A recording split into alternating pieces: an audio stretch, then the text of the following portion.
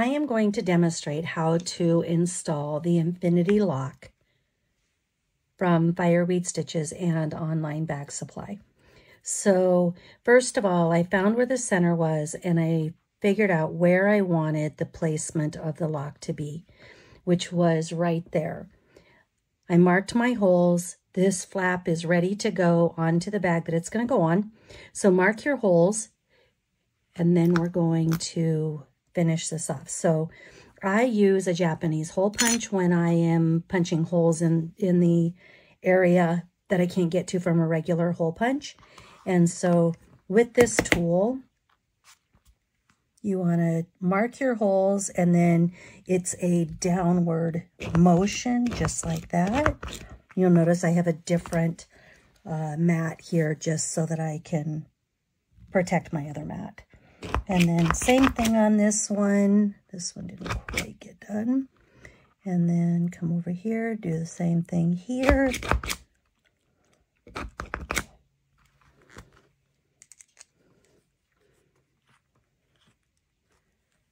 Sorry, my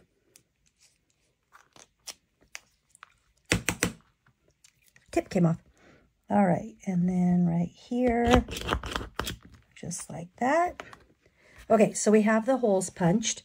Next, we're going to put the back on just like that. Well, actually, what we're going to do is we're going to come here and install the front.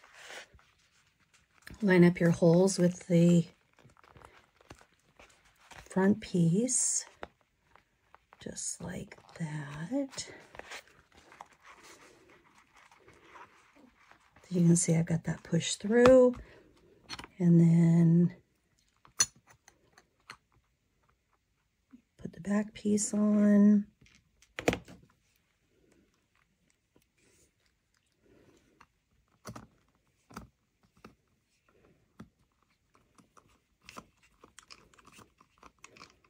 You can put a dab of glue in that area or in the hole to make sure it stays.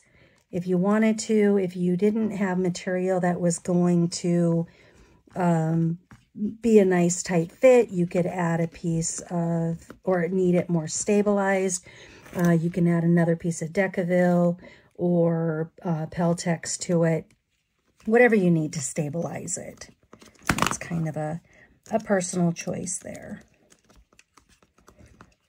I have Decaville in the middle of this, and figured that that was enough.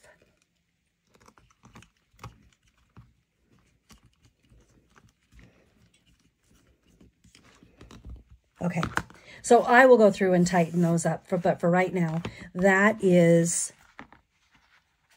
the lock installed on the flap, and then I will go through how to install the latch part of it on the main part of the bag, and then I'll show it completed. Okay, now I'm on the other side, and the pattern that I'm actually modifying is the Salty Breeze by Fireweed Stitches. And so I am adding a flap, not doing the top zipper, and using this gorgeous hardware instead. So on the main part on the front, I have decided I want to go down 2.5 inches. And what that means for me is I went down 2.5 inches, and then I put the washer at center. And so, yes, it's going to be a tiny bit lower than that, but it doesn't matter to me as far as that 1/8 of an inch or so. Normally I'm pretty precise, and on most things I am, but that 1/8 of an inch is not going to matter on the installation of this lock. So mark your holes right there, and then again, using the Japanese hole punch,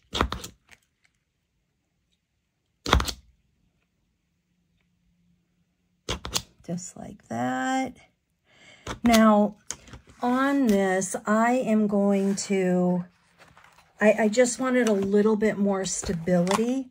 So I went ahead and I marked a piece of Decaville light just to give me a bit more stability on that. So install the latch on the front. Just hoping I don't have to punch all that through.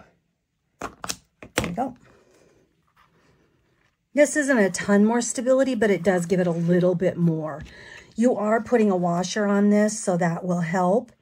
Again, you can always put Loctite in the screws, and I probably will once I know that I'm happy with the installation.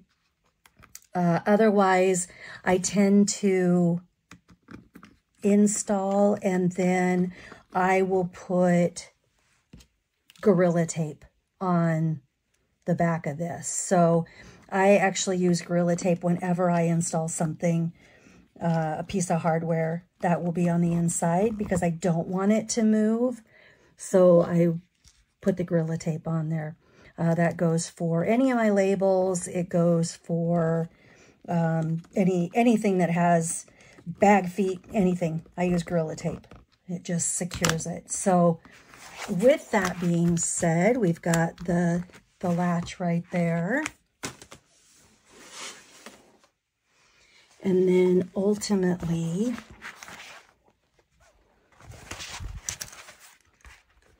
what will happen is this flap will come over and it will lock into there, and we will have a beautiful latch on this bag. So I will come back when I have everything put together so you can see the finished product.